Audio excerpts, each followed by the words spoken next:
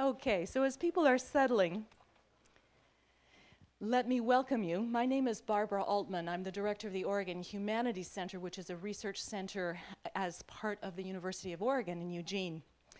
I'm very happy to welcome you to this talk, and thank you all for leaving the beautiful sunshine in the river and coming in to listen to a speaker today. Our speaker is Professor Kenneth R. Miller from Brown University.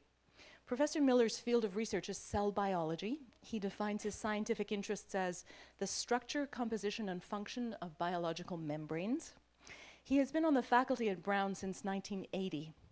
Professor Miller is the author of more than 50 scientific articles, and he has co-authored 5 high school and college biology texts, which are in wide use across the country. In fact, I bet a lot of us, well, some of us might have studied with those textbooks, and certainly our children have, I think. He has also published 2 very well-received books exploring the relationship between religious faith and evolution.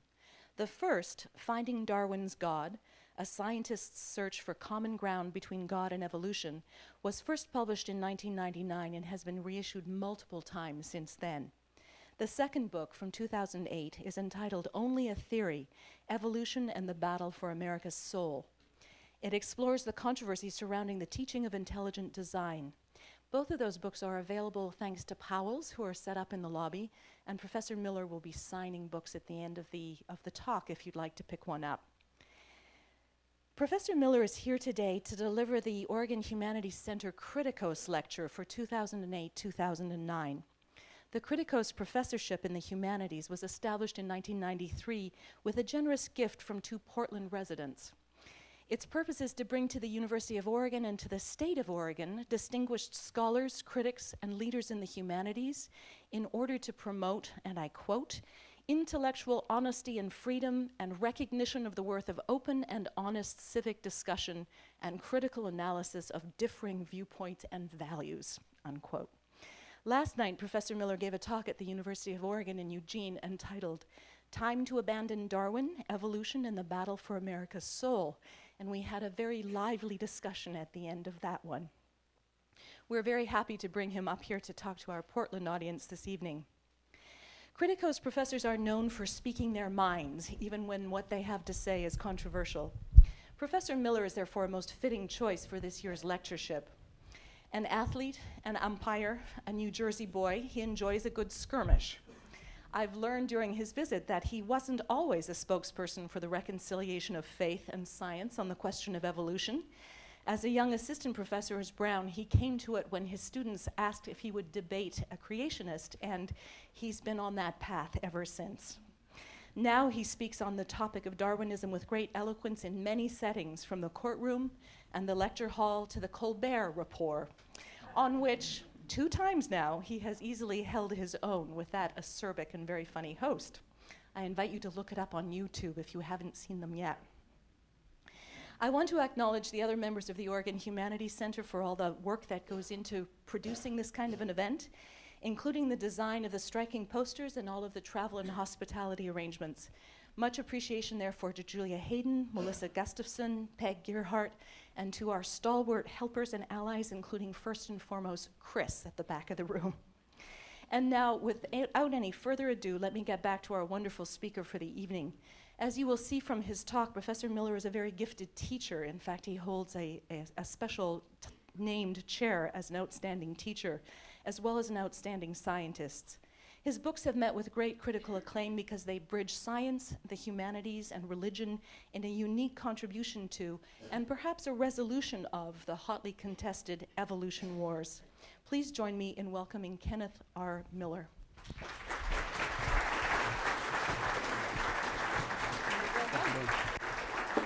Thanks very much.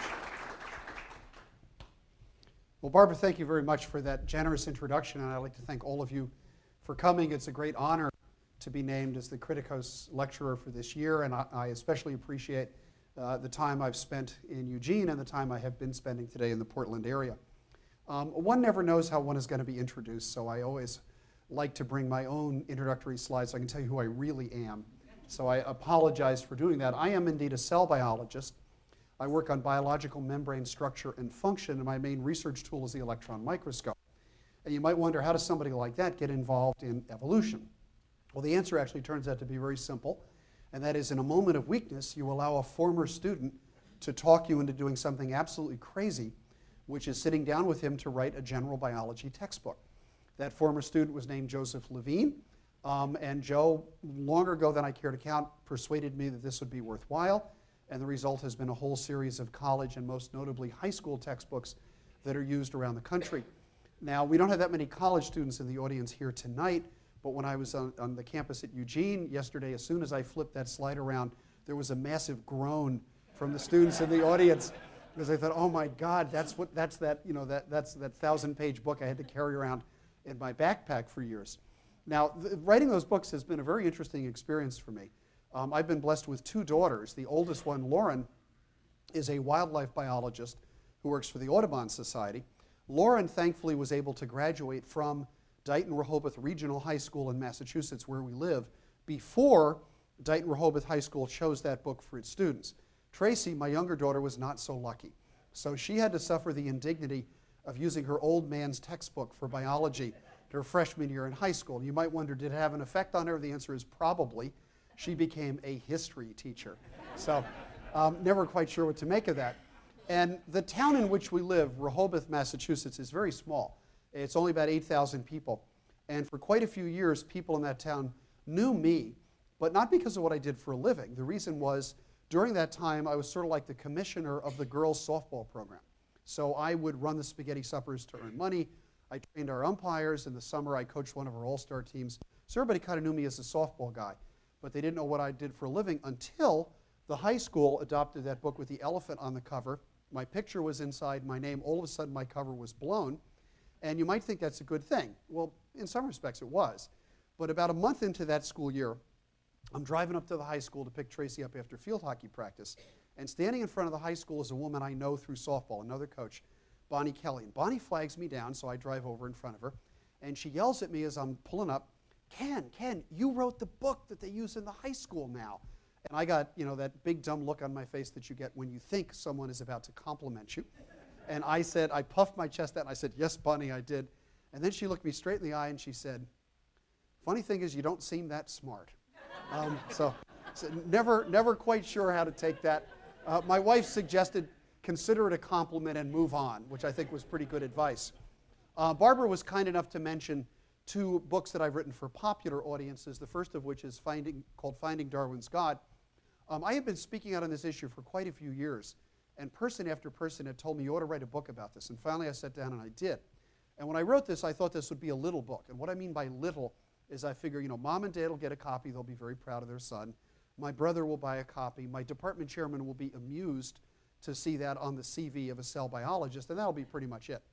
To my absolute astonishment, that book is now about to go into its 29th printing in paperback. And what that tells me more than anything else is how hungry people are in this country to see someone address the very issues I tried to tackle in that book. Now, it's been about 10 years since I wrote that, and a lot has happened in those 10 years. And actually last year, I published a new book called Only a Theory, Evolution and the Battle for America's Soul, which actually came out in paperback this week. A lot of what I'm going to talk about tonight is in that book. And if you find the talk interesting and you want some backup reading, that might be a good place to look for it. Now, as I was driving down here today, as I was being driven down here today, I was trying to think, what's the proper way to set the stage for what I want to talk about?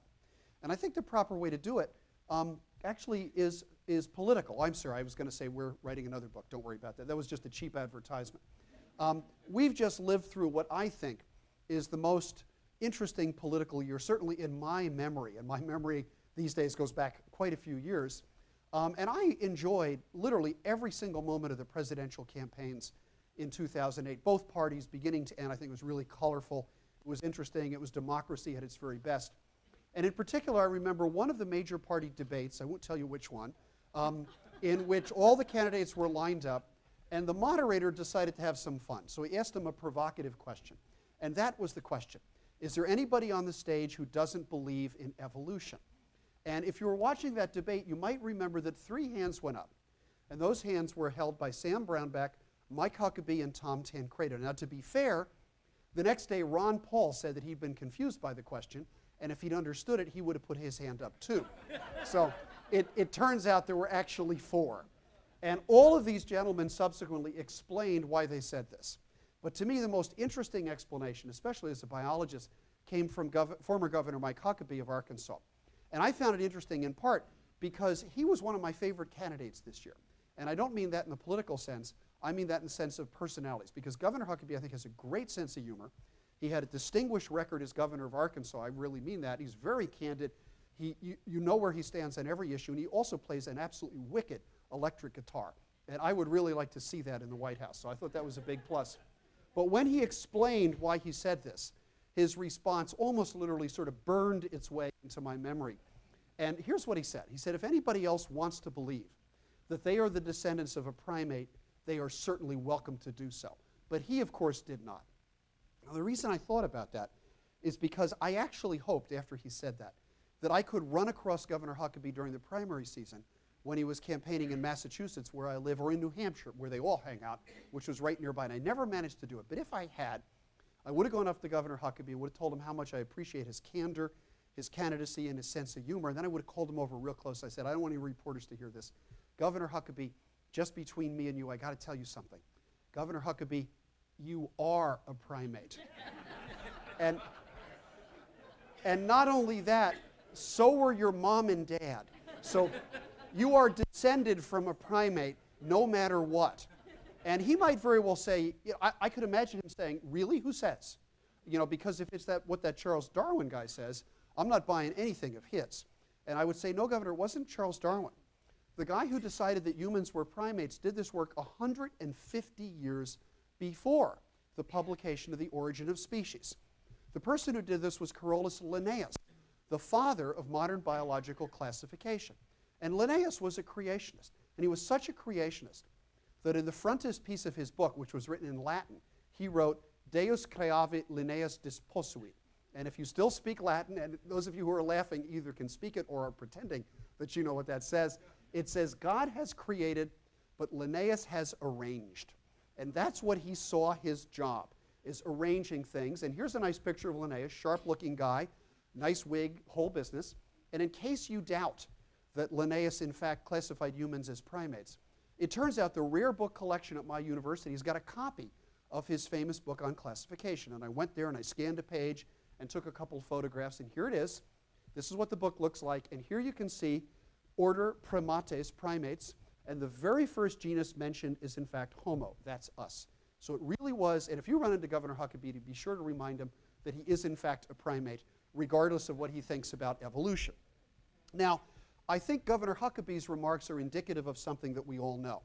And that something that we all know is that evolution is an issue that divides Americans. Time magazine a couple years ago pointed this out in a cover story entitled The Evolution Wars. They pointed out that in some polls, most Americans actually seem to reject the theory of evolution. They pointed out when they published this that our president at the time, President Bush, had taken a position on teaching evolution, not a particularly helpful one from my point of view. But look very closely. My co-author pointed this out to me. Look whose textbook they superimposed President Bush's face on. That's actually our book. And we like that because, you know, we're always looking for new cover art for our book. And in a couple years, the state of Texas may be buying textbooks, and this just might be a winner.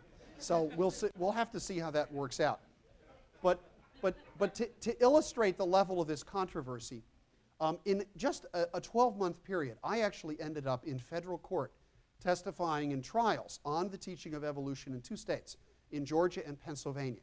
I'll talk about the Pennsylvania trial at some length in a few minutes. About a year later, evolution was the issue in statewide elections in two other states, and those were Kansas and Ohio. Now, if you wonder, what does an election that turns on the issue of evolution actually look like and sound like, I figured I'd help you out. I brought the front page of the largest newspaper in Ohio here about 10 days before the election, and here was one of the articles right on the front page, normally low-profile contest in Spotlight. This was the contest for the State Board of Education in Ohio, and they focused on one seat in particular. That seat was held by the leader of the anti-evolution forces on the board, a University of Akron professor named Deborah Owens Fink, and her pro-evolution opponent with the very memorable name of Tom Sawyer is the other guy that you see right there. Now, what did discourse sound like this in this campaign? A talk show host in Cleveland put it this way. He said, if you believe in God, creation, and true science, vote for Debbie. If you believe in evolution, abortion, and sin, vote for her opponent. And, you know, with discourse like that, you might wonder, how did the election turn out? Well, it turns out, in retrospect, that I guess you might say the sin vote was much more powerful than anyone had expected, because pro-evolution school board candidates literally swept the elections in Ohio. And in Kansas, pro-science candidates also took over the control of the Kansas Board of Education, a hold which they solidified in the 2008 elections this past year. And the reason for this is largely because scientists, educators, health professionals, and all sorts of people who were simply interested in quality science education got together. Scientists climbed down from the ivory tower, and they made the case for science education to the voters. And I'm convinced that the American people, given the information and the choice in any state in this country, will choose science every time. And these elections have given me hope that, in fact, that is indeed the case. But this is still a contentious issue. If you color in the states, in the last few years where an anti-evolution measure has passed at least one house of the state legislature, we color in about 6 more states. And if we then go to the local Board of Education level, it turns out literally every state, almost every state in the United States, has seen significant anti-evolution activity at the local board level. So it is not a mistake to say that this is a nationwide problem. It's not confined to the Deep South or flyover country or any particular region. This really is a national issue. Now, it hit, the national issue hit home in a small town in Pennsylvania a couple of years ago. This town is called Dover, Pennsylvania. It's about 15,000 people. And what happened in 2004 is that the Dover Board of Education voted to instruct their biology teachers to prepare an intelligent design curriculum in biology. You can't make this stuff up. This is actually what the scoreboard looked outside Dover High the next day. It said intelligent design 1, Darwin nothing. And one of my friends emailed me that, saw it on the internet and emailed it to me and said, isn't that depressing? And I said, no, I don't think that's depressing at all, because an old baseball player, one of the things that I realize is it doesn't hurt to let the other team get a couple runs ahead as long as you're going to get to bat in the bottom of the 9th. And I told the guy, look, they made us the home team, and that means that we're going to, in fact, get to bat in the bottom of the 9th, which is exactly what we did. Now, as it turns out, the biology teachers, at the risk of losing their jobs, refused to teach this curriculum. They said, actually, this stuff isn't science. You should fire us if we do teach it. So what happened, and think about this, the school board then decided to write their own lesson on intelligent design. They then asked the teachers to read it to the students. Once again, the teachers refused. So they sent the assistant superintendent and the superintendent into the biology classrooms on one day to read the lesson to the students while the teachers literally stood outside in the hallway. The next morning, 11 parents, outraged by this, marched down to federal court in Harrisburg, Pennsylvania, and they filed this lawsuit. The lawsuit is known legally as Kitzmiller versus Dover, after the first named plaintiff, this unassuming woman up here in the blue blouse, Tammy Kitzmiller. Now, what was going on here? I mean, the Dover Board of Education one day have coffee in the morning and say, let's rewrite the biology curriculum? Well, the answer is no. They were actually being influenced by a group based not very far from here, the Discovery Institute in Seattle, Washington. Members of the Discovery Institute have co-authored this booklet, Intelligent Design in Public School Science Curricula, a legal guidebook, and it's basically a playbook that tells you how to put this supposedly legally into your classroom. And it recommends things like the purchase of an intelligent design textbook called Of Pandas and People. Much more about that in just a little bit. So what was happening in Dover was a school board finally saying, yes, we want to do what you guys up in Seattle have suggested, and we're going to give it a shot in this particular small town.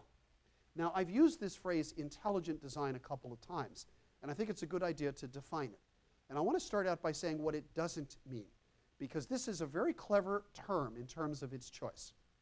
I would say that theists, broadly speaking, people who believe in a God of any sort, I think by definition believe in what you might call a transcendent intelligence.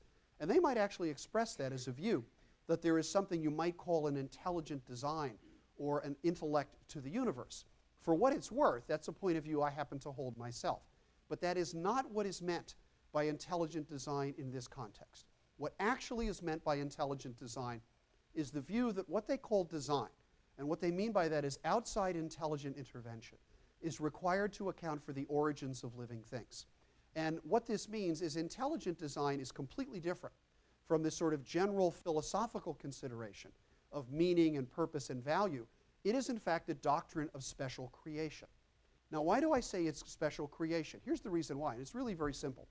When one says that the animals of the Cambrian period were designed, or when one says that the bacterial flagellum, this beautiful little molecular machine, were designed, you don't just mean they were designed. You mean that design was actually executed.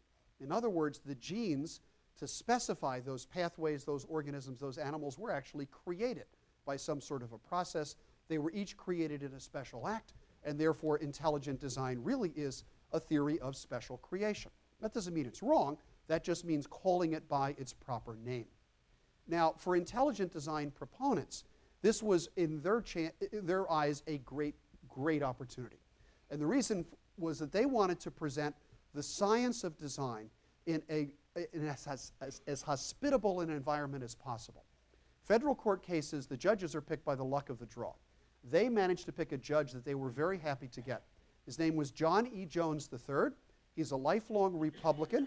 He was recommended for the federal bench by Senator Rick Santorum in Pennsylvania, at the time one of the most conservative members of the Senate, and he was appointed to the bench by President George W. Bush, who said he is a strict constructionist on matters of the Constitution, and indeed he is. And what they fantasized about was getting Darwinists under oath and breaking them down under cross-examination to admit, I guess, that evolution was just a lie. And what you see here in the NBC TV courtroom sketch is a representative Darwinist, that's me, on the stand being cross-examined by attorneys representing the school board. What actually happened, and you'll know this if you followed the trial, was entirely different. And what the trial demonstrated as much as anything else was the complete collapse of intelligent design as anything even resembling a scientific theory. Now, how did all this happen? Scientifically, it involved showing that what I would call the icons of intelligent design were simply wrong. These are arguments, examples that are used to say that evolution couldn't have produced this, that, or the other thing.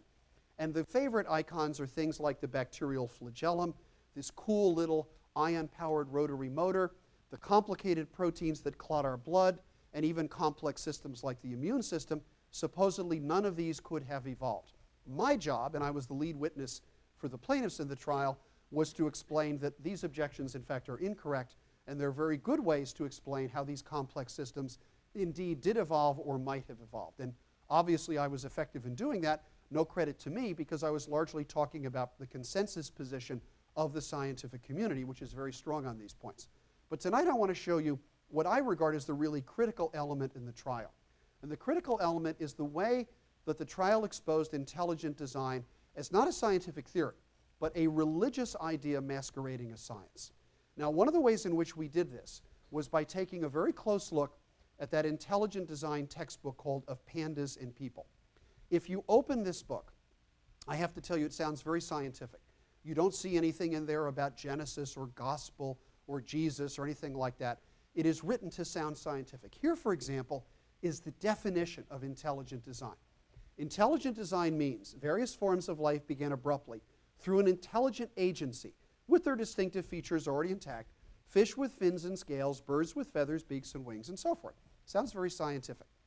Our attorneys decided to subpoena the publishers of this book to ask them, has this book ever been published before? Is there an earlier edition?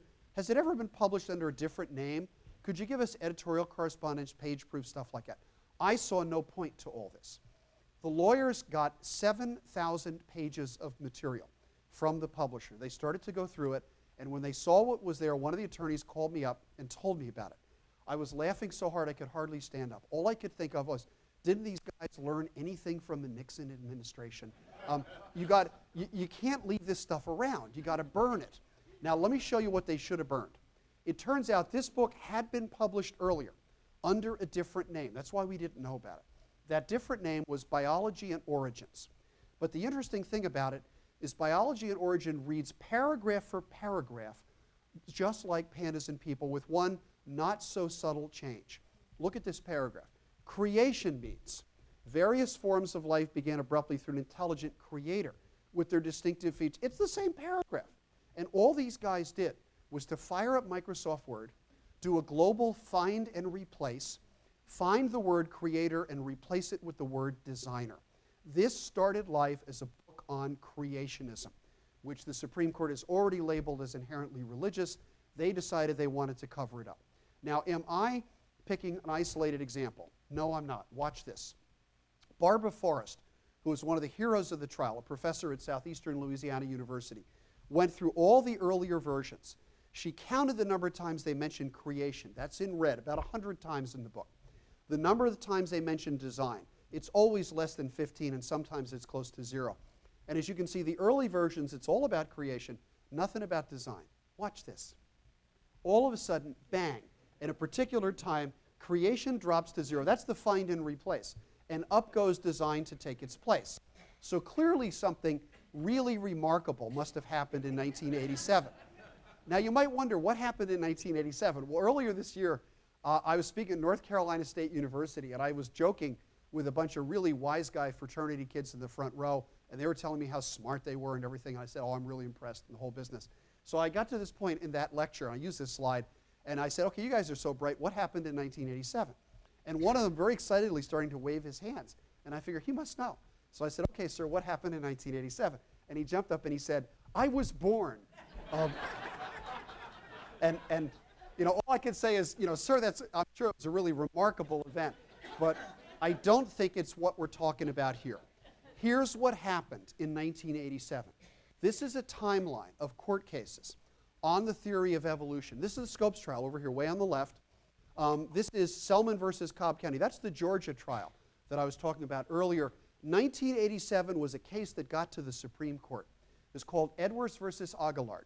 And in this case, the Supreme Court definitively labeled creation science as religion and therefore unsuitable for the science classroom in the public schools. That's when they made the change.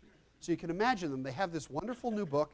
They want to put it in the classroom, sell it to public schools. All of a sudden, the Supreme Court says, you can't put creationism in the science classroom. They gather around. Anybody got an idea? What should we call this? A brainstorm term. Somebody comes up with the idea intelligent design. They think about it. It sounds great. Get the book. Get us Microsoft Word. Change the name of the creator to the word designer, and we'll pretend that we're not religious.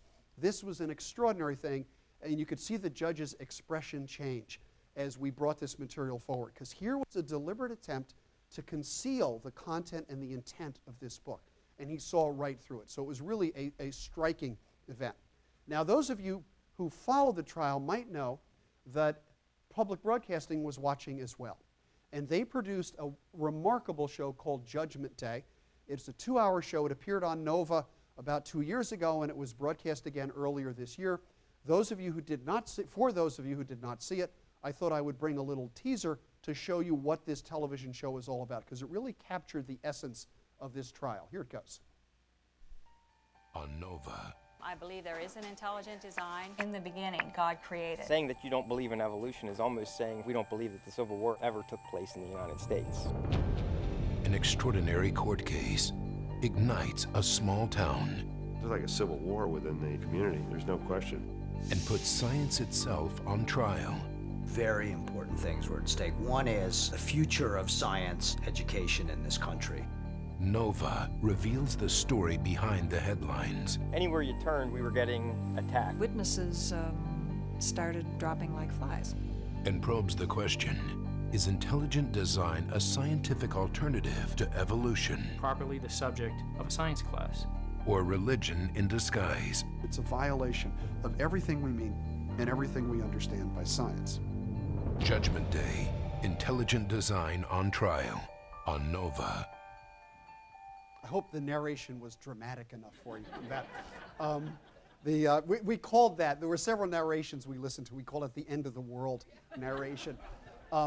This was an extraordinary piece of documentary filmmaking. It won the Peabody Award for Excellence in Broadcast Journalism. You can get this for about $15 from Amazon on a DVD, or if you're cheap like me, you can also watch it free on streaming video from the Nova website. And I really recommend viewing it, because this is an extraordinary documentary that shows everything that was at stake scientifically and so forth in this trial. Now, all of us who are involved in this trial had interesting offers and questions and opportunities afterwards. A lot of us were asked to give interviews to radio and television stations and so forth, and I was too. One of the most interesting of those interviews occurred on, for me, Comedy Central. And I actually ended up on the Colbert Report about a month and a half after the trial was over, exchanging witticisms about this with Stephen Colbert. And Stephen and I had such a good time that when my new book came out this past year, he called me up and said, now I have an excuse to have you back on the show. And I made a second appearance on the Colbert Report this year. I resisted the temptation to show that clip, but if any of you want to hang around afterwards, I can show one of these clips to you and you can go ahead and watch it. For those of you who are involved in higher education or just interested in it, I have a very depressing message with respect to this, and that is, after I was on this show, my students reacted. And the way in which they reacted to me as an educator was kind of depressing.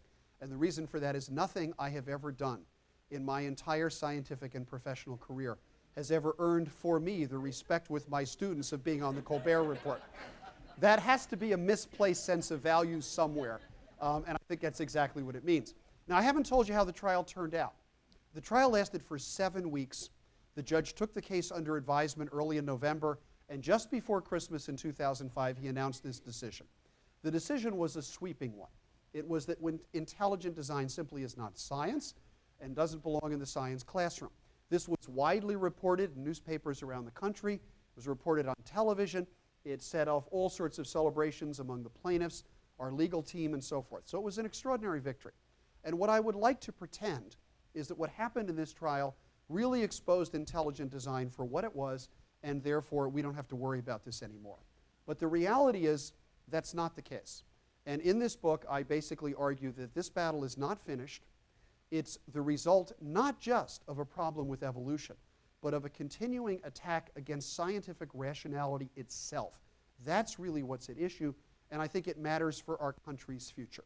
And I mean that in several respects. Now, interestingly, after the trial, there were some very frank admissions by people who were really the advocates of intelligent design. This gentleman is Philip Johnson, a retired professor of law from the University of California at Berkeley. And Phil Johnson is universally acknowledged as the person who is behind the intelligent design strategy. He wrote the key books, he got the people together, he developed the strategy. But look at what he admitted in an interview afterwards. He admitted that the scientific people had let him down. He says, I don't really think there is a theory of intelligent design at the present time that we can propose as a comparable alternative to the Darwinian theory. Now, he doesn't believe in evolution. He just says, we don't have an intelligent design theory that's comparable. And a little bit later on, he admits, no product is ready for competition in the educational world. So when someone asks you, why shouldn't we teach intelligent design as well as evolution in our schools, remind them that Philip Johnson, the originator of that idea, has admitted, we got nothing to teach. We don't have a theory of intelligent design that is ready for the classroom. And that was a very frank admission. And intelligent design, by every respect, is a scientific failure. But if it's a scientific failure, it is a big-time public relations success story. Consider this. This is one of those charts you're not supposed to be able to read, so don't worry about it. But what you see here are surveys of more than 30 industrialized countries, about 1,000 citizens in each one, asking people, do you accept the theory of evolution or not? And if you said yes, you're in blue. If you said no, you're in red. And if you weren't sure, you're in that color in between. Now, I'm not sure if you can pick out the United States on that chart because the print's kind of small, but I'm going to help you. We're right there. The only country we finished ahead of was Turkey. Now, it turns out that in my graduate program, Molecular and Cellular Biology at Brown, we actually have a couple of Turkish grad students. These are great kids who went to the best university in Turkey. They're doing great research. And as this issue of Science came out, I looked out the door of my lab and saw one of these guys walking down the hallway. And I had taught him before, so I knew who he was. So I said, come on in here, look at this. And I showed him this graph, this issue of Science magazine. And he looked at it, he read the article, he shook his head, he put his face in his hands. And I said, what's the matter? And he goes, I'm ashamed, I'm embarrassed. We couldn't even beat the United States. And I think that's the perspective to worry about. Now, how does all of this happen? And I have to tell you, I think there are two principal weapons in the hands of the anti-evolution movement in the United States. Weapon number one, quite frankly, is intentional distortion. And I'll use Pandas and People, that ID textbook, as an example.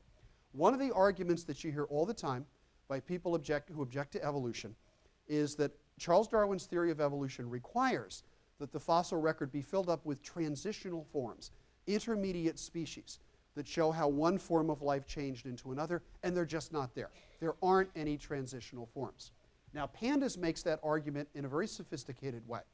They present students with drawings, and these are good drawings, of fossil organisms from the Devonian period, about 350 million years ago. And they say essentially that evolutionists are so stupid that they actually believe that lobe-finned fish, like this Eusthenopteron, changed into early amphibians, tetrapods, like this Ichthyostega. And in this diagram, they say, look, do you really think that bones like this in a bony fin could magically overnight simply change into that with no intermediate forms? And here's what they tell students. And remember, this book is intended for 14-year-olds. They ask them how many different transitional species were required to bridge the gap between these two. We don't know. But we do know that no such transitional species have ever been recovered. There's nothing in there. Now, what they're saying in a graphic sense looks like this. On the transition from fish to land vertebrates, all that the evolutionists have is a lobe-finned fish like Eusthenopteron and an early amphibian like Ichthyostega, and there's nothing in between them. No transitional species have ever been recovered. Even when this book was published, that wasn't true. If you had gone to a vertebrate paleontology book, you would have found a diagram like this. So what these guys had done was to omit two perfectly good transitional forms, Acanthostega and Panderichthys, in between them to imply that the fossil record has a much larger gap than it did, and also to overlook the fact that this is actually part of a very well understood evolutionary transition. But tonight I want to go a little bit further, and that is I want to see, can we find another transitional form at this exact point where we go from water to land? And specifically, can we find a transitional form between Panderichthys, a lobe-finned fish with a bone structure so robust that it clearly could have lifted itself out of the water, much as mud skippers do today, and Acanthostega, a very early amphibian, but the most fish-like amphibian that has ever existed. It has internal gills, which no adult amphibian has today. It has a fish-like head, and it has a fish-like tail. It's a very fishy amphibian. But can we get right in between here? So I'm going to show you a clip of a scientist who led an expedition to find just such a fossil, and you'll see what he found. In 1999, paleontologist Neil Shubin and his colleagues set out to find just such a creature. What evolution enables us to do is to make specific predictions about what we should find in the fossil record. The prediction in this case is clear-cut. That is, if we go to rocks of the right age and the rocks of the right type, we should find transitions between two great forms of life, between fish and amphibian. Armed with this prediction, Shubin and his colleagues organized an expedition to one of the most desolate places on Earth, the Canadian Arctic, about 500 miles from the North Pole, where rocks of just the right age are exposed. Money was running out. This was it. We were told this was our last year up there. And then in 2004, in the third day of the season, a colleague of mine was removing rock and discovered a little snout sticking out the side of the cliff, just like exactly like this. And he removed more rock and more rock and more rock, and it became clear this was a snout of a flat-headed animal. And that's when we knew, flat-headed animal at 375 million years old, this is going to be something interesting. They called it Tiktaalik, which means large freshwater fish in the language of the local Inuit people. And it's one of the most vivid transitional fossils ever discovered, showing how land animals evolved from primitive fish. Over here you have a fish of about 380 million years old. And what you see, just like any good fish, it has scales on its back and fins. You compare that to an amphibian, you find a creature that doesn't have scales, and it's modified the fins to become limbs, arms and legs. And the head's very different. It has a flat head with eyes on top and a neck. What we see when we look at the fossil record, at rocks of just the right age, is a creature like Tiktaalik. Just like a fish, it has scales on its back and fins. You can see the fin webbing here. Yeah, when you look at the head, you see something very different. You see a very amphibian-like thing with a flat head with eyes on top. It gets even better when we take the fin apart. When we look inside the fin, as in this cast here, what you'll see it as bones that compare to our shoulder, elbow, even parts of wrist, bone for bone. So you have a fish at just the right time in the history of life that has characteristics of amphibians and primitive fish. So what you have is a transitional form that is so good that it almost looks like you drew it up on a drafting board. And specifically what has happened, and this has happened since the trial, besides Tiktaalik, in 2006, another intermediate was found in the same evolutionary transition. This is more on the fishy side. It's called Goganathus, and it has a fin with bones corresponding to our humerus, radius, ulna, and the bones of a primitive wrist. It's a fin waiting to evolve into a leg and a wrist. So the way in which you could look at it is we already had a pretty good understanding of this transition. Tiktaalik plugs itself right in there. Goganathus plugs itself right in there. We have so many intermediate forms that we have an embarrassment of riches, and we understand exactly how this critical transition in the evolution of vertebrates on land took place. Now, I have a former student and a real wise guy who teaches at Swarthmore College. His name is Colin Parrington, and Colin has a way with a phrase. And Colin told me once, Ken, if you're ever in a debate with these guys, don't show a lot of slides, don't talk about DNA sequences, which he knows I like to do. End it all with one sentence. And this is the sentence Colin suggested: we have the fossils, we win. End of story. And I think that's a very good way to put it. Now, these are fossils, of course, of primitive amphibians. Many of us are interested in fossils of another species like ourselves. And it turns out that the human fossil record is much richer than most members of the public actually think. Here we have a very famous, nearly complete skull called ER 1471. That's usually classified as a species named Homo habilis, very similar to us, but different in a number of ways. And about 8 or 9 years ago, another species called Kenyanthropus platyops was discovered. And in the issue of Nature that reported Kenyanthropus platyops, the editors decided they put together a little summary of all the pre-human fossil species that had been discovered at that time. Many people like to say that there's some sort of missing link between us and our primate ancestors. The answer is no, there's not a missing link. We have so many links in here that we're not sure who the direct great-grandfather was, who's the cousin, who's the crazy uncle up in the closet, or anything else. But we have all of these links. We don't always know how to connect the dots, but we have plenty of specimens. Now, the interesting thing to me is when this issue of Nature came out, I opened that issue and I looked at this diagram, and I knew I had seen it before. It looks so familiar to me. But how could it? This is literally hot off the press. It's the latest issue of a journal. I couldn't have seen it before, but I had this sense of deja vu that it looked so familiar that it had to be somewhere. And it took me 3 or 4 days to figure it out. I woke up one morning and I thought, I know where I saw it before. Charles Darwin put only one illustration in the book On the Origin of Species. And it was an illustration that showed how species would evolve if you had a complete fossil record. Here it is. Charles Darwin's back-of-the-envelope sketch in 1859 looks uncannily like our current understanding of the human fossil record. The old guy got it right, and he got it right the first time. It's really startling how closely Darwin's prediction of evolution matches what we now know about our own species. Now, to drive this point home, a friend of mine, Nick Matsky, who worked for the National Center for Science Education in Oakland, California, and now is in grad school at Cal Berkeley, hit upon a sort of a dull, systematic paper and said, here is the way you make the point about human evolution. You can see it has the uncatchy title of Variation in Hominid Brain Side, How Much is due to Method. I'd like to recommend read this paper. If you read this paper and you had trouble with sleeping, this paper would put you to sleep, because it has 35 pages that look like this. Nothing but table after table after table. But Nick realized that there was something valuable in here. What these authors had done is to take every single pre-human skull that has been discovered in the last 5 million years of fossil history and calculate its cranial size. What Nick did was to take that data and type it into an Excel spreadsheet and plot it. And when you do that, here's what you get. And you can see the names of the species up here. Every dot is an individual specimen. That's how many specimens we have. And what you see is a smooth and continuous increase in brain size starting from about 400 cubic centimeters and going up to 13 or 1400 cubic centimeters. Is there a gap in there between humans and non-human primates?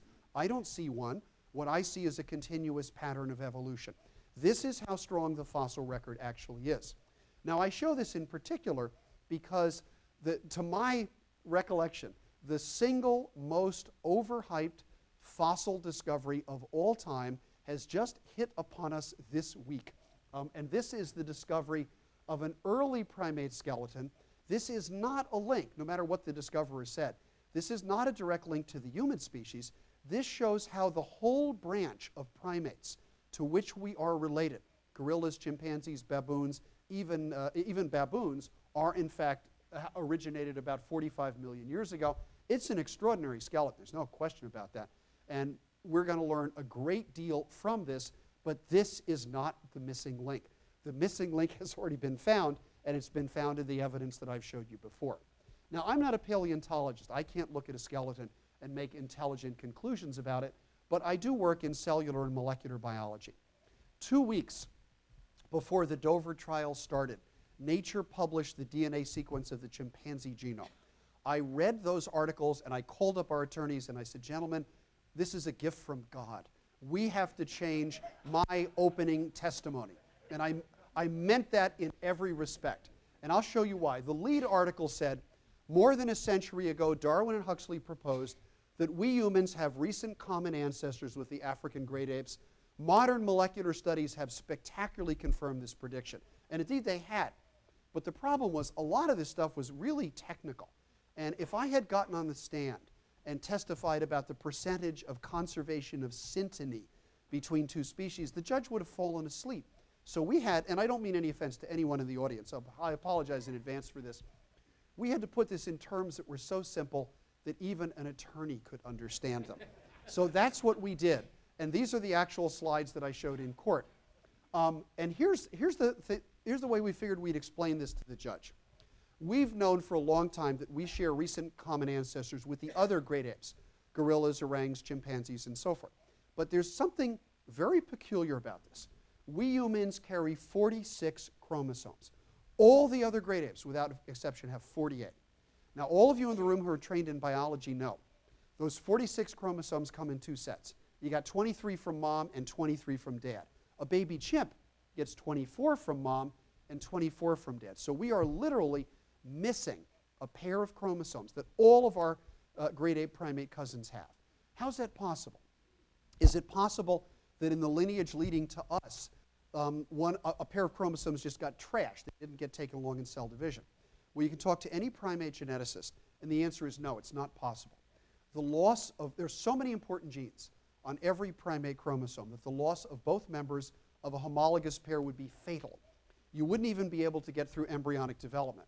There is, in fact, only one possible explanation that's consistent with evolution, and that is the two chromosomes that are still separate in the other primates got accidentally stuck together in the line leading to us to form a single fused chromosome. That would have dropped us from 24 pairs down to 23. So that's the explanation that's consistent with evolution. In fact, it's the only explanation that's consistent with evolution. But here's why evolution is science and not just conjecture. It's a testable explanation. It predicts that somewhere in our genome, we carry a recently fused chromosome. If we can't find that fused chromosome, then the whole idea of human common ancestry is in trouble. But if we can find it, it's a powerful confirmation that this prediction, in fact, was true. Now, you might wonder, how do you identify a fused chromosome? Well, here's how you do it. It's remarkably easy. I've sketched up here a couple little diagrams of two chromosomes. Near the tips on either end of every human chromosome is a very special and easily recognizable region of DNA known as the telomere. Telomere DNA is highly repetitious. You can pick it out at a glance. Near the center of every chromosome is an equally recognizable region called the centromere. If one of our chromosomes today had been formed by the fusion of two primate chromosomes, you know what it would look like? It would have telomere DNA in the middle where it doesn't belong, and unlike every other chromosome we carry, it should have two centromeres. So all we have to do is look around. If we don't have such a chromosome, Darwinian evolution is in trouble. Well, what's the answer? You might already suspect it. We do carry that chromosome. It's called human chromosome number 2. And human chromosome number 2 has every single marker I have just told you about. It's got telomere DNA in the center. It has 2 centromeres. They correspond. Their DNA sequences correspond to primate chromosomes 12 and 13. Everything is there. Is there any way that you can explain these facts? And DNA sequences are facts. They aren't theory. They aren't hypothesis. These are facts. Are there any way you can explain these facts in light of the hypothesis that our species was uniquely created or specially designed? Well, the answer is no, you can't. Evolution is the only way to explain these facts. About the only thing you could do is to say, well, maybe one day the designer wanted to fool us into thinking we had evolved, and he rigged chromosome number 2 to play a little joke on us. And the only thing I can say is if that was his intent, he did a heck of a job, because the marks of evolution are all over the human genome. So this is very powerful stuff. The second weapon is what I would call fear of evolution itself. And I want to bring up my friend Rick Santorum, the very senator who recommended Judge Jones for the case. As it turns out, Rick Santorum has been a critic of evolution for a long time. He wrote a book a few years ago called It Takes a Family. And in the middle of the book, there's a detailed criticism of why evolution should not be taught in our schools, or why it should be taught with something like intelligent design. And I am a compulsive NPR listener. Can't help it. Sorry about that. And I'm listening one day, and I hear Senator Santorum being interviewed. And the interviewer asks him, why are you taking a pot shot at evolution? And Santorum says it, meaning evolution, says it has huge consequences for society. I mean, it's where we come from. Does man have a purpose? Is there a purpose to our lives? Or are we just, the result of chance? Then he thought for a minute, and he said, if we're the result of chance, if we're simply a mistake of nature, that puts a different moral demand on us. And then he thought a little more, and he said, in fact, it doesn't put a different moral demand on us than if, in fact, we are a creation of a being that has moral demands. Now, the syntax is a little confused, but he's speaking ex-temp, so I'll cut him some slack on that. So what he's saying, basically, if Charles Darwin is right, then the whole idea of morality is an illusion. No, there's the very idea of right and wrong. And that's a powerful statement. And I speak to college students, and I mention the word morality. I can always see them sort of pull back, because they think morality means I'm going to tell them, don't do sex, drugs, and rock and roll. But morality is a whole lot more than that. Morality is, what is the just society? How should we treat the poor? Under what circumstances is war justified? These are all moral questions. And I want our politicians thinking about these moral questions, and you probably do too.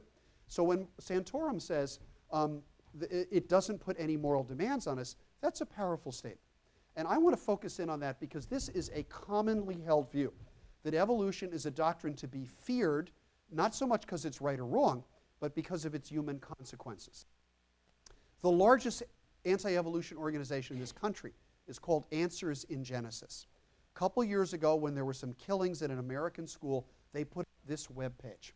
And you look at the web page, and you have the gun pointing right at you. And who was to blame for these killings in the schools? Charles Darwin. What they said is, as a society, we reap the consequences of the unquestioned acceptance in the belief in evolution every day. It diminishes your worth and reduces human beings from being made in the image of God to being mere players in the game of survival of the fittest. Kids are killing each other because biology teachers are telling them that they evolved. That's the fearful doctrine. So I want to address that directly. Is evolution really driven by mistakes, meaning we are mistakes of nature? Well, an awful lot of my fellow biologists would say, yeah, it is. And the reason they'd say that is because the raw material for evolution, genetic variation, is produced by mutations, changes in DNA that are heritable. And we always think of those as being mistakes. But I want to go through something that my undergraduate biochemistry professor, Frank Rothman, forced us to think about way back in the 60s when I was an undergrad. He said, you think mutations are mistakes? I want you to imagine an organism that replicates its DNA perfectly every time. It never makes a mistake. You might think not making mistakes is a good thing. Well, if you don't make mistakes, it means you have no mutations. If you have no mutations, you have no possibility for change. If there's no possibility for change, then there is no evolutionary process. And do you know what would happen to an organism that was incapable of evolving to changing environmental circumstances, it wouldn't survive. So maybe these mistakes are not the wrong thing, but rather the right thing. Maybe evolution isn't a mistake of nature, maybe it's a feature of nature, and maybe we could say it's an essential element of the design of nature. Now, the reason I put it this way is very simple. Here's the reality.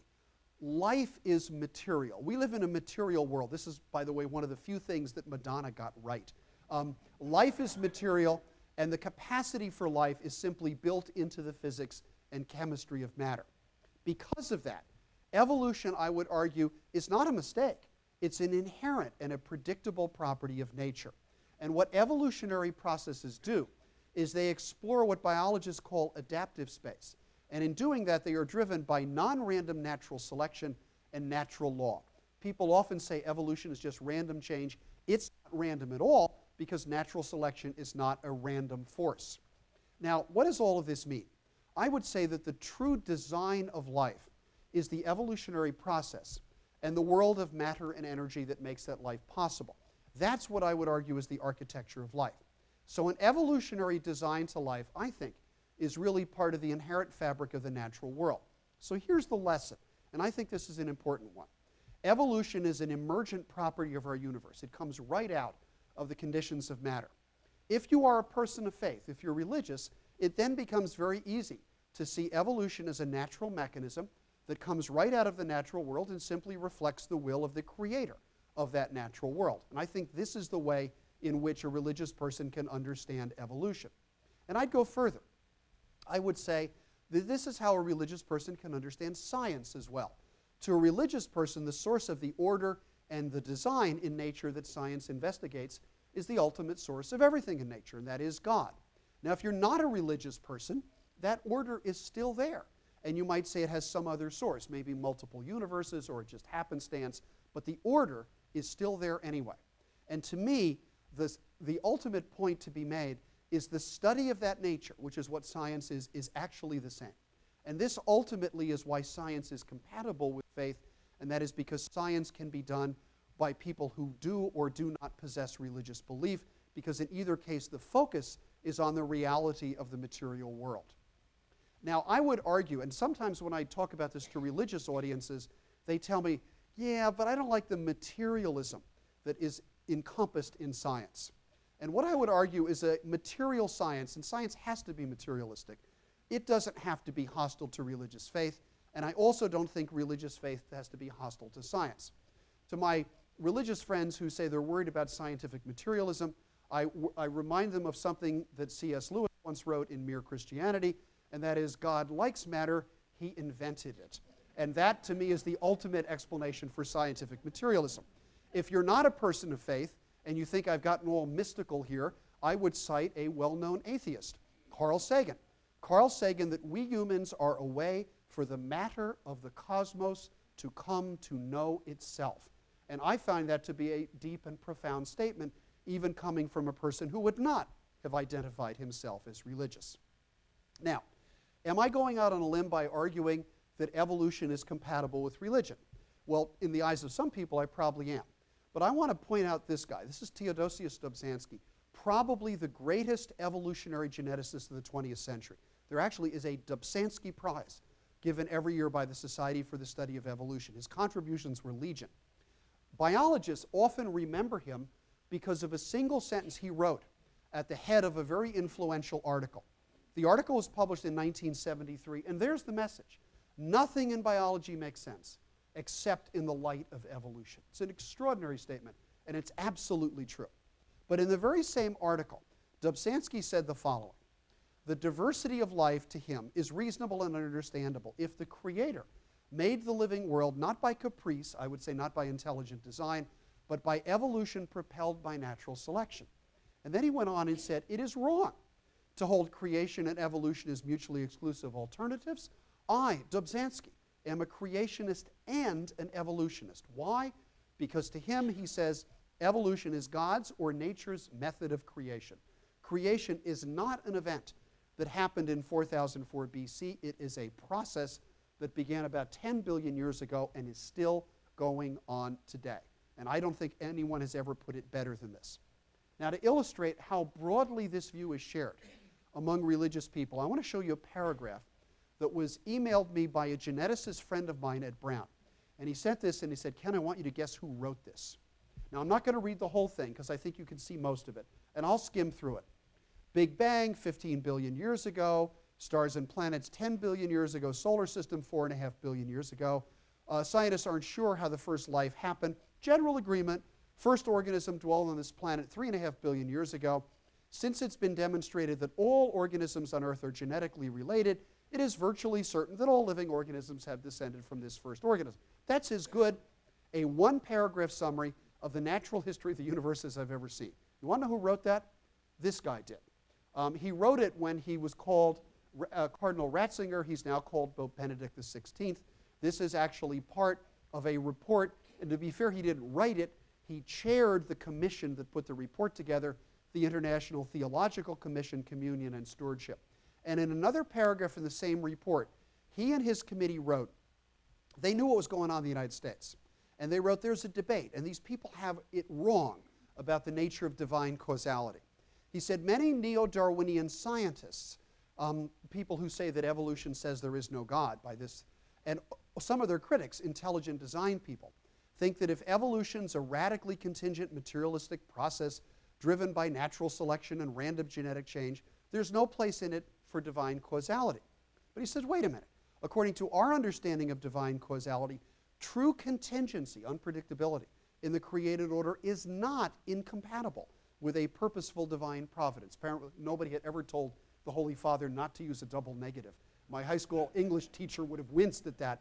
But nonetheless, he says, even the outcome of a truly contingent natural process can nonetheless fall within God's providential plan for creation.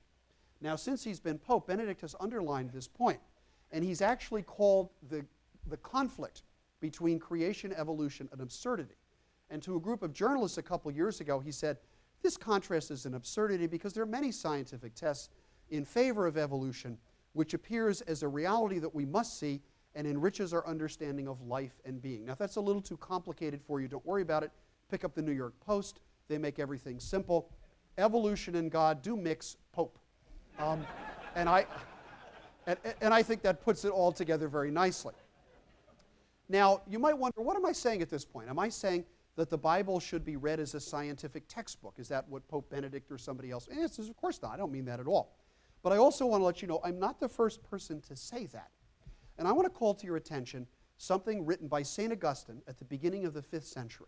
Augustine was one of the earliest and the most prolific of all the Christian writers, and I like to quote Augustine because he's generally accepted by people in all of the Christian traditions, Orthodox, Protestant, Catholic, and so forth. And he wrote a book called On the Literal Meaning of Genesis. And you can read this for yourself. The type is big. But I'm going to translate this into what I think it means in 21st century English. Even a non-believer can study geology, astronomy, zoology, botany, and other scientific fields, and can gain scientific knowledge from observation and experiment. Now, the worst thing that could happen would be for a non-believer to hear a Christian, presumably explaining the Bible, talking nonsense on these scientific topics. We Christians have to do everything we can to prevent the embarrassment of non-believers showing up scientific ignorance in a Christian and laughing it to scorn. Look at what Augustine is saying. Don't pretend that the Bible can answer questions about science, because if you say it can and you're wrong, the non-believer will basically laugh at you and will ignore the important message of Scripture, which is the message of salvation.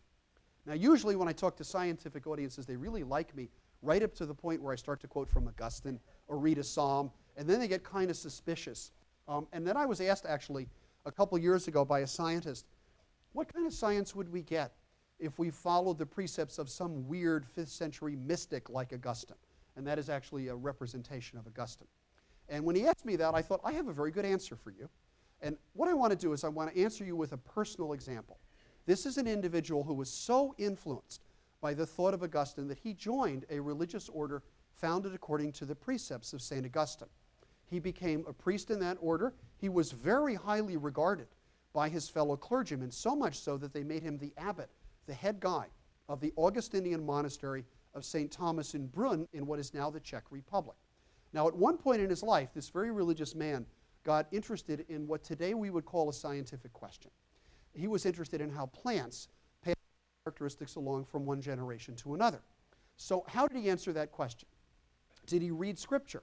The answer is, of course he did. He had to do it every day for the Roman office. Did he pray? He had to lead the monastery in prayer every day. It was one of his duties. But to answer the scientific question, he went into the garden and he did experiments. The name of that Augustinian priest was Father Gregor Mendel, the founder of the modern science of genetics. What kind of science do you get? If you follow Augustinian precepts, the answer is you get darn good science, you get genetics. And I think that's as profound a statement as anyone can make about the ultimate compatibility of science and faith. I think one of the people who put it best at the end of the Dover trial that I've talked to you about was Charles Krauthammer, the very conservative columnist for the Washington Post. I seldom agree with Krauthammer politically, but I often agree with him on matters like this. And at the end of the Dover trial, look at the title of the column he wrote. Phony theory, false conflict. He called intelligent design phony. Intelligent design foolishly pits evolution against faith. And he's a columnist because he can turn a phrase. Here's how he put it. How ridiculous it is to make evolution the enemy of God. What could be more simple, more brilliant, more economical, indeed more divine, than a planet with millions of life forms, distinct yet interactive, all ultimately derived from accumulated variations in a single double-stranded molecule, pliable and fecund enough to give us mollusks and mice, Newton and Einstein, even if it also gave us the Kansas Board of Education. And I think that puts it very well. Now, I'm often asked by people whether or not I find evolution depressing. And I always shoot back, what do you mean? And they said, well, don't you find it depressing to think you came from an animal, that you're just an animal, that you're the result of a mistake of nature? And the answer is, no, I don't think so. I find it sort of uplifting to think that I'm part of the same fabric of life that has conquered this planet, that covers it, that clothes it in such beauty and such diversity. But I never had the right way to say it. And I think said it best was also the person who kept this page in a notebook. It's a notebook from 1839. And it's very rare in the history of science you can point to one piece of paper and say right there on that notebook page is one of the great discoveries in the history of science. And what this guy did one afternoon that year was to make a kind of sketch that nobody had ever done before. At the top of the page he wrote, I think. Then down here in his really bad handwriting he wrote what he thought this would mean. A couple weeks later he realized his description was inadequate and he went back and he added a few notes here. It took him 20 years to get up the guts to publish what he found. And when he did, at the end of this famous book that you've all heard of, he decided he'd summarize his feelings about evolution. He didn't find it depressing or demeaning in any way. He said, no, quite the contrary. He wrote, I think there is grandeur in this view of life, with its several powers having been originally breathed into a few forms or into one, and that while this planet has gone cycling on according to the fixed law of gravity from so simple a beginning, endless forms, most wonderful and most beautiful, have been and are being evolved. That's the concluding sentence of The Origin of Species by Charles Darwin. And ladies and gentlemen, I think those are words to live by. Thank you very much.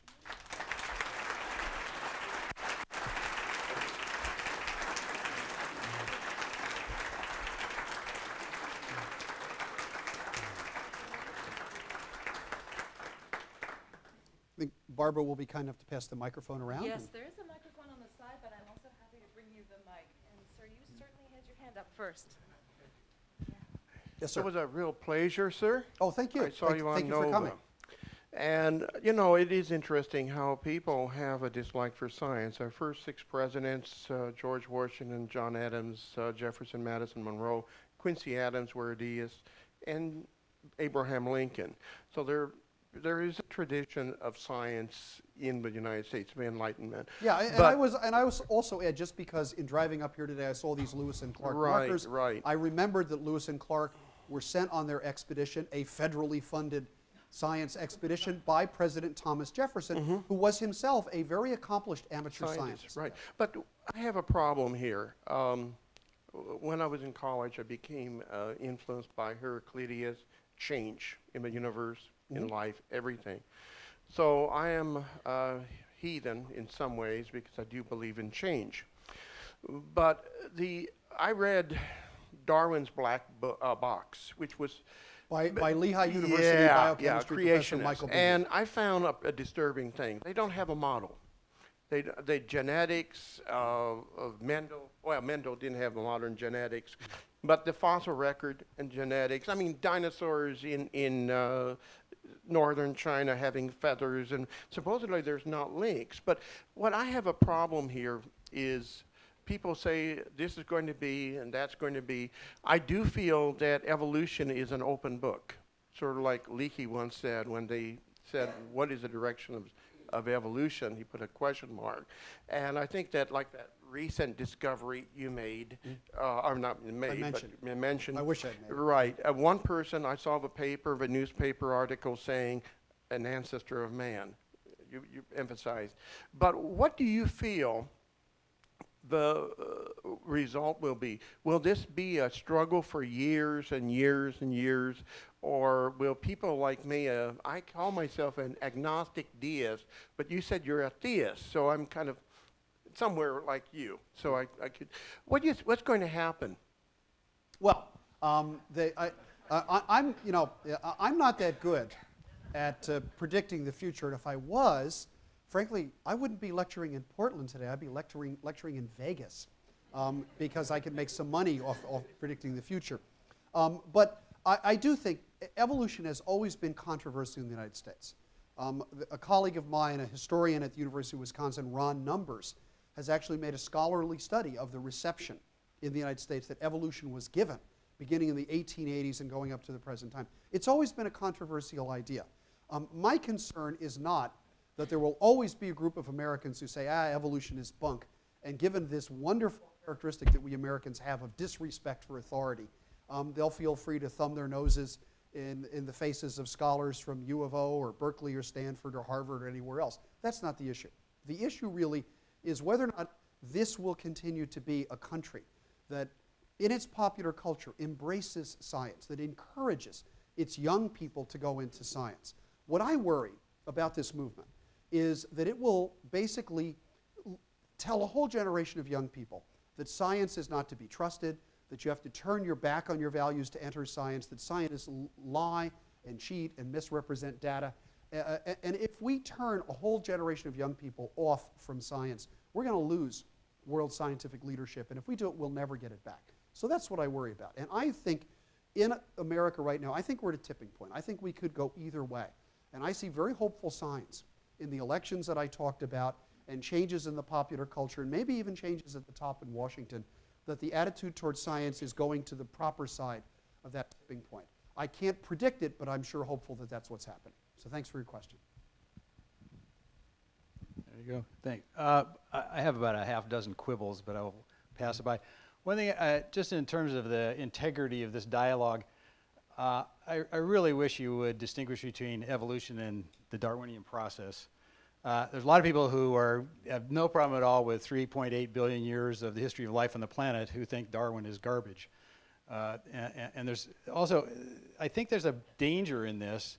I think that your characterization of intelligent design, you see intelligent design, but basically the guys up in Dover just hijacked intelligent design. The guys in Seattle hijacked the idea of intelligent design. Intelligent design goes back to Plato, it goes to the Stoics, goes up through Hegel and Kant, American pragmatists. I mean, the idea that this is a discredited, non-scientific theory is just crap, and I wish you would quit saying that. And you need to distinguish people who just stole the idea and then say, because they stole the idea and they're a bunch of idiots, therefore the theory's wrong.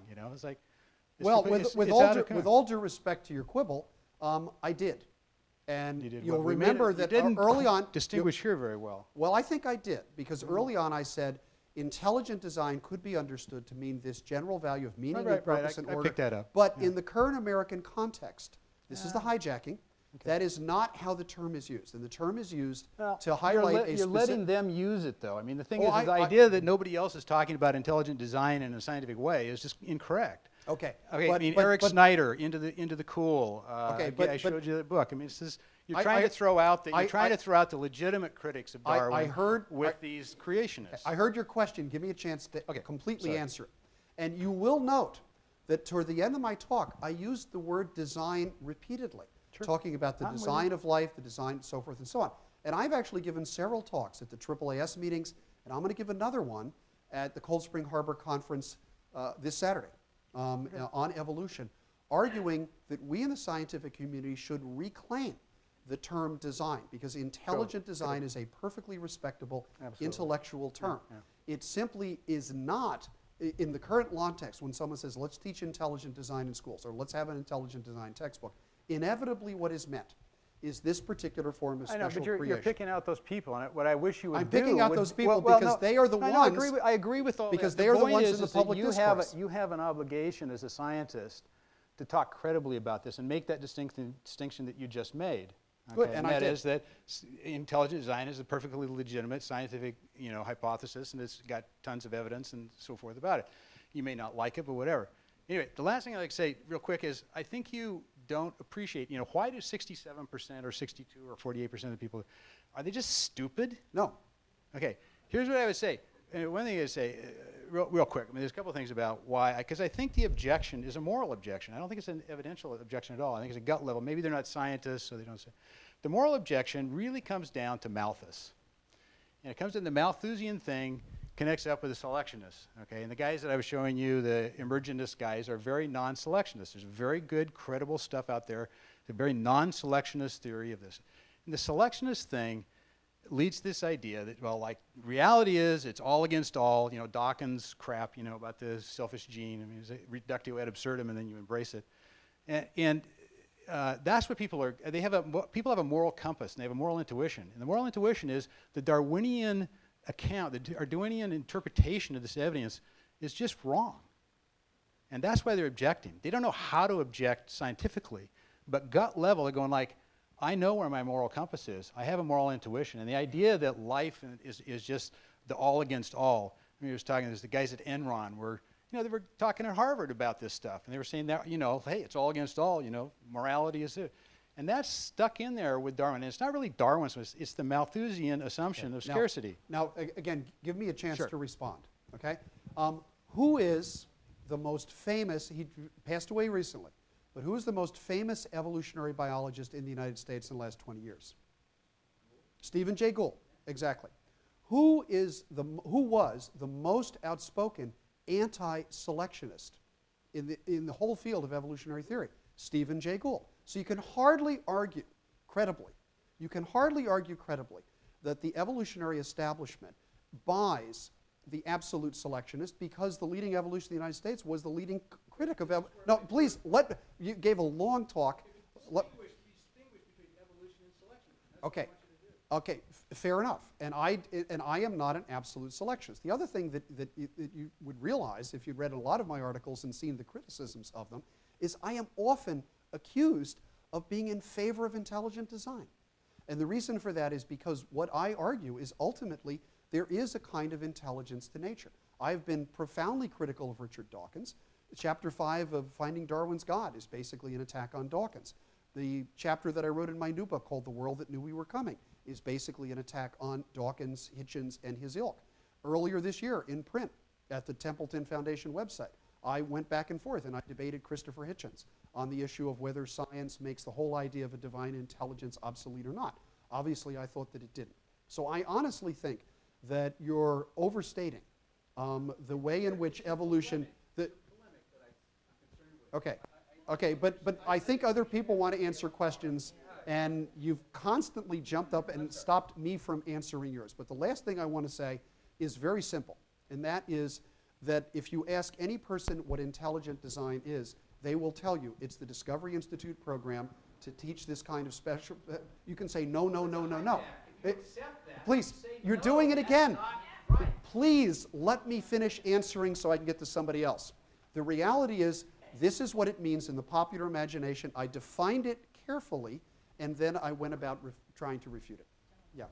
Hi, Ken. I appreciate your ministry, if that's what you want to call it. I'm a fellow Christian. One thing I wanted to ask you, this is something I'm struggling with. I'm trying to see if you can give me some insight on this. the question ultimately is, can evolution be God-guided? And just to give you a little bit of my own thoughts, on the one hand, it seems like the answer is no, because scientifically, you can't put God in there. God can't guide things, because then you'd have a miracle, and that's not science. On the other hand, if you look at the complexity of the eye and the brain and all that kind of stuff, you kind of say, with common sense, there's no way this could happen. I don't care how many billions of years you have, there's no way this is going to structure. I work at Intel in computer chip design, and I know how much sweat and work we put into there, and this is nothing compared to the human body. So, you know, I'm perplexed there. Yeah. Okay. Okay. No, but evolution is brainless, and we have our brains are a lot more smarter than nature. Well, a couple, just a couple of quick responses to that. Now, I don't know if you're using these tools right now at Intel, but an awful lot of computer chip designers and software designers have started to use what they call genetic algorithms to get the best chip design or develop the best program. Genetic algorithms are based on evolutionary natural selection, where you set up a selection criteria for how suitable a programming language or a particular design is, test it, iterate it, make some changes, and allow it to work in an evolutionary That would never setting. work for a microprocessor. Okay. They are so radical. Yeah, There's no way they would even evolve. No. Even the new generations are totally different, new architectures. There's no way to do that by trial and error. Fair enough, but it is a fact that the term genetic algorithm does exist, and it is used in information technology from time to time. Now, the notion of a divine guidance of evolution is something that I reject as a scientist, but I also reject it as a Christian. I don't think it's necessary. I don't see any reason, theologically, why the architect of the universe has to violate his own laws to achieve his own ends. And it seems to me that what you have in the evolutionary process, and this is something I tried to make explicit in my new book, is this algorithm that searches adaptive space, as I said in one of my slides. And what I argued, essentially, is that as it searches adaptive space, it took about 4.5 billion years on this planet for evolution to get to the complex, reflective, self-aware intelligence that we carry around in our own brains. What would happen if evolution had run a different course? I would argue that eventually that process was bound to get there. And complexity in evolution comes about not by some random mechanism, but it comes about through the stringent conditions of natural selection that are constantly testing these designs.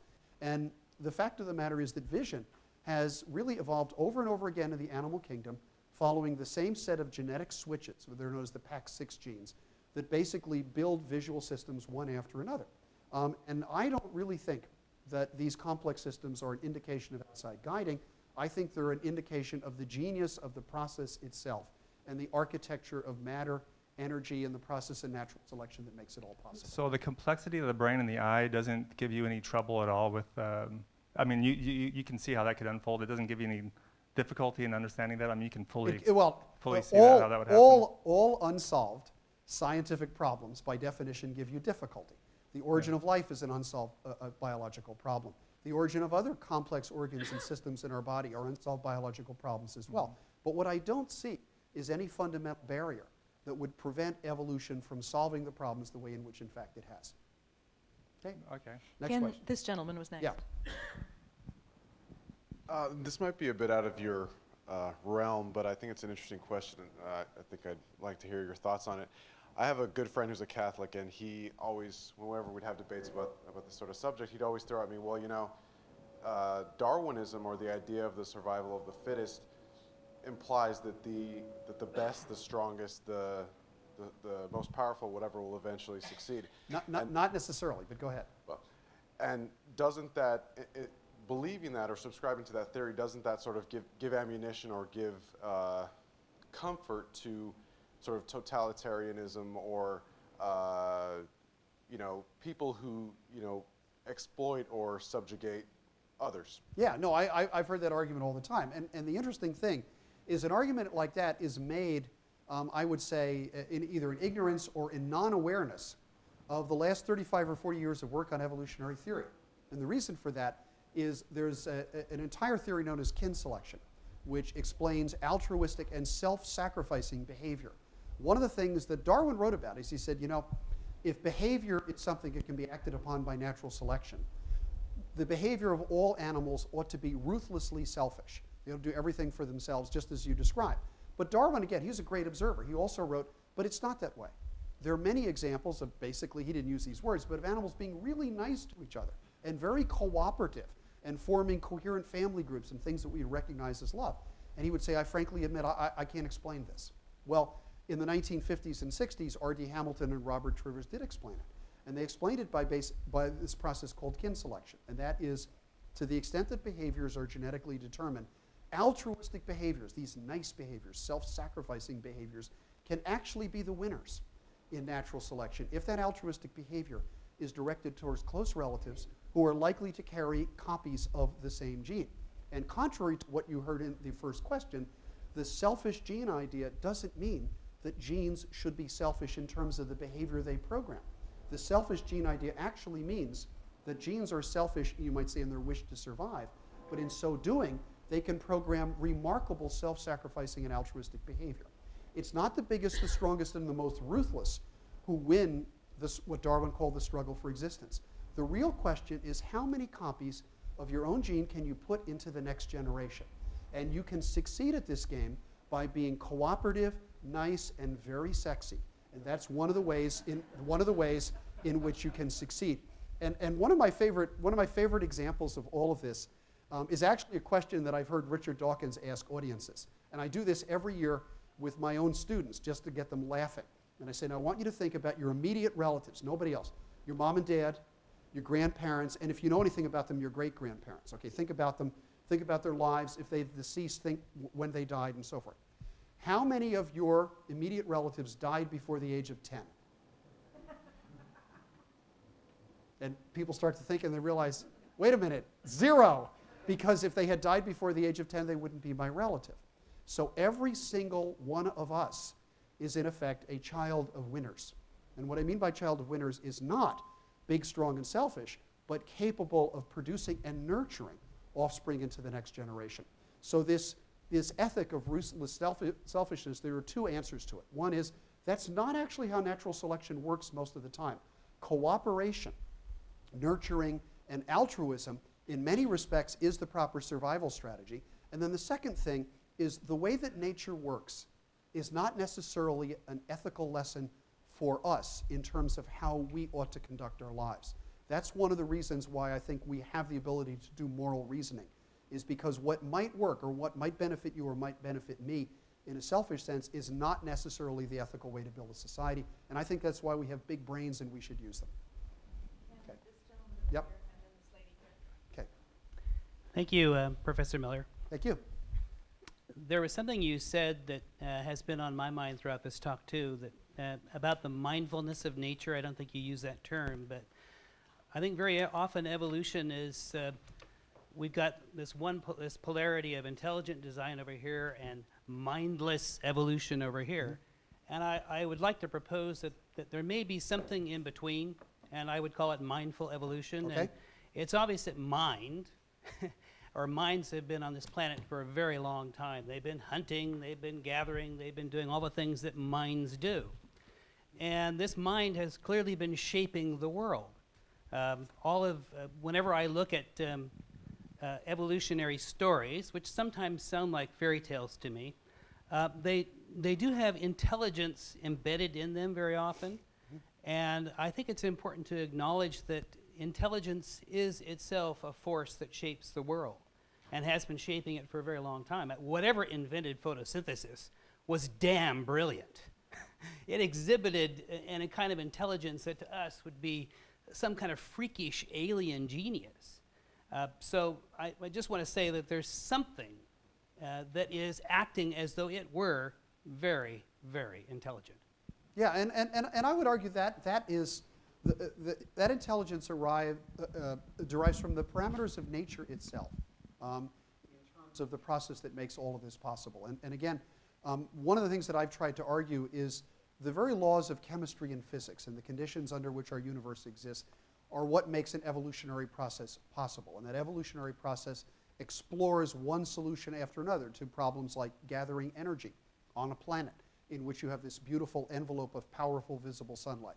And that's what photosynthesis is an answer to. And it took that process about 1 billion or 1.5 billion years to get photosynthesis to the point where it worked. And lo and behold, when it started to work, it changed this planet profoundly, because there was a geological point about 1.5 billion years after the planet formed where all of a sudden the atmosphere changed basically from a reducing atmosphere to the oxygenic atmosphere that we have today. And that clearly was the result of photosynthesis. Didn't happen right away, but it took about 1.5 billion years of poking about. And I think that intelligence arises right out of nature. Okay? Yeah, I'm popping up again. As a person who is over in the Dawkins-Hitchens School, I'm an atheist. I see nothing beyond those fabulous mechanisms of nature that's necessary to explain the natural, to explain anything that I've seen or experienced. I also want to say how much one of the things I appreciate by you is the bridge between us and people of faith. And the answers you give and the work that you do is fabulous in that area. But it also makes me curious, asking you as a person who retains faith in God, where the idea of the miracle actually fits into your evolutionary cosmology. Is it even possible? I know one of the things that believers really don't want to give up is the idea that this divine consciousness can actually reach into their lives and make physical as well as emotional or mental changes. So I'm curious, as a person of faith, with your also naturalistic view of the universe, how the miracle, if it can occur, and if so, how that is possible. Yeah, well, I'm asked that a lot, and I didn't try to give a talk tonight to convert anybody. I tried to explain there are ways that people of faith can understand the evolutionary process as being consistent with faith. But I'm asked that all the time. To be a theist of any sort is to believe in the miraculous in one sense or another. And I would start out by saying I think the first miracle is existence itself. Why is there something rather than nothing? To me, science is not this sphere of rationality where when I become a religious person, I step outside the sphere of rationality and then I believe in faith-based nonsense. To me, the way in which these two paradigms fit together is that scientific rationality looks like this, and spirituality or faith encloses the whole thing. In other words, I like to ask the question, why does nature make sense? Why is this a rational universe that we can actually figure out? Is it because that's just the way it is?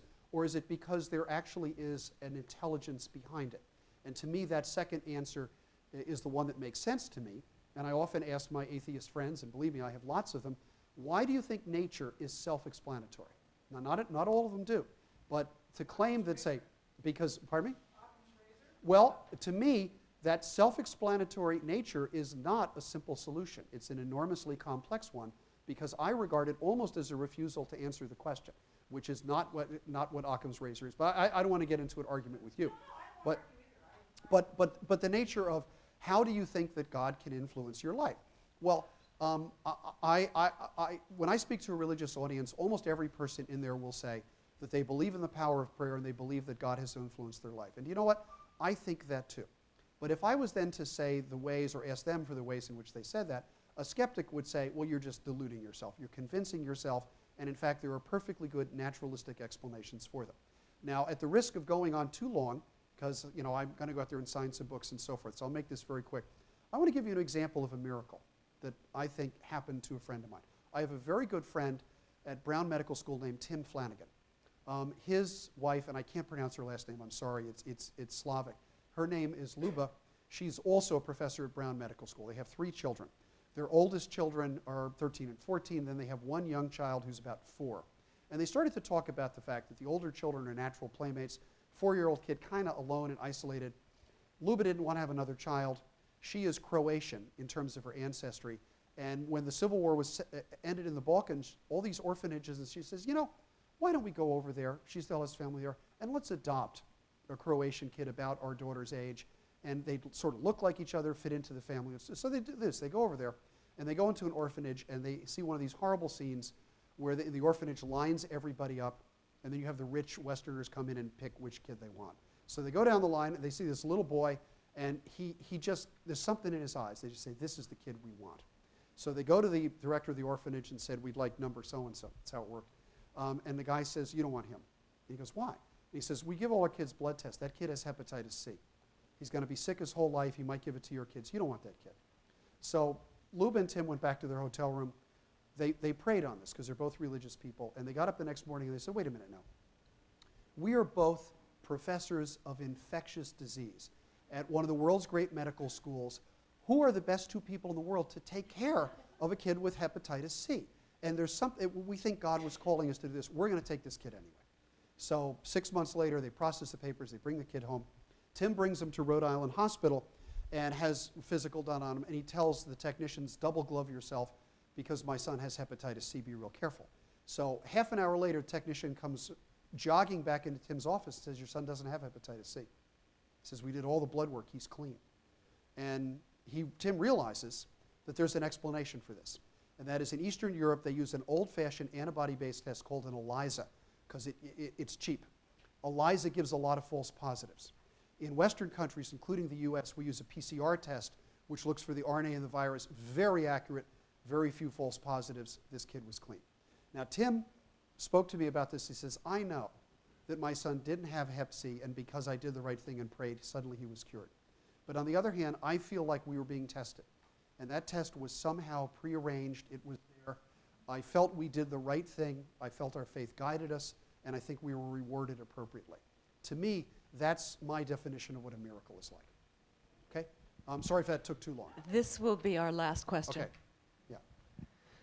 I'm sure you've probably seen or heard of Ben Stein's rendition, his sort of documentary called Expelled. Absolutely. I was just curious if you could and I wrote a review of it for the Boston Globe. Okay. So for those of you who didn't see it, the number one, no kidding, the number one documentary in the United States in 2008 was Expelled. And it was hosted by Ben Stein. And it was a documentary basically trying it was a documentary on behalf of the intelligent design movement, trying to explain why this idea, after 10 years of trying, has gotten no traction in the scientific community. And the thesis in Expelled is that soon as any scientist speaks up in favor of intelligent design, they are fired, denied tenure, not given a grant. In short, they are expelled from the scientific community. So that's the argument. And he uses several individual cases as an example. There's another thread that runs through it as well, and that is that ultimate responsibility for the Nazi Holocaust, for the death of 6 million people in the ovens and gas chambers, rests with Charles Darwin, because he argues that the Englishman Charles Darwin promulgated these theories of racial superiority, which allowed the Nazis to go ahead and do this. I think it was a scandalous piece of filmmaking. It was loaded with inaccuracies. The cause célèbre in the movie is a guy named Richard von Sternberg, who's a scientific investigator, whom the movie says lost his position at the Smithsonian and lost his editorship of a journal as a result of publishing a pro-intelligent design paper. The reality is Sternberg never had a position at the Smithsonian, and that he resigned his editorship of the journal 3 months before the article was published. So he didn't lose the editorship as a result of publishing this. He was, and still is, an investigator at the National Institutes of Health. He had courtesy privileges at the Smithsonian. That had a 2-year term. At the end of the 2 years, they took his keys and said, your courtesy privileges are up. So all of this, basically, the facts were very cleverly presented. So Ben Stein asked him at one point, so you were the editor of the journal, you published this paper, and what happened? And Sternberg said, let me say this, I am no longer the editor of the journal. The implication being that the reaction was because of this, when in fact it wasn't the case. So if you'd like to look up all the details, there's another website called expelledexposed.com that goes through the movie chapter and verse and shows its inaccuracies. I also was deeply depressed. You know, I'm a big Ferris Bueller fan, and I loved Ben Stein in Ferris Bueller's Day Off, and I loved With Ben Stein's Money, cable TV show. I watched it every night because I was trying to beat Ben Stein because he's a great guy and he's very funny. But I saw him, and I have a clip of it in my computer, which I could show right now, on a Christian TV show, talking about Nazis, evolution, the Holocaust, and he described this horrible death camp at a place called Hadamar, and he described all the children that were separated from their parents and then slaughtered and so forth. And here's what he said. This is almost verbatim, and I can check it to get it verbatim. Ben Stein says, in my opinion, that's where science leads you. Science. He said, science leads you to extermination. And I thought, what a terribly jaundiced opinion of the scientific enterprise. So my review was not positive. Okay. Anyway, yeah. Thank you all very much.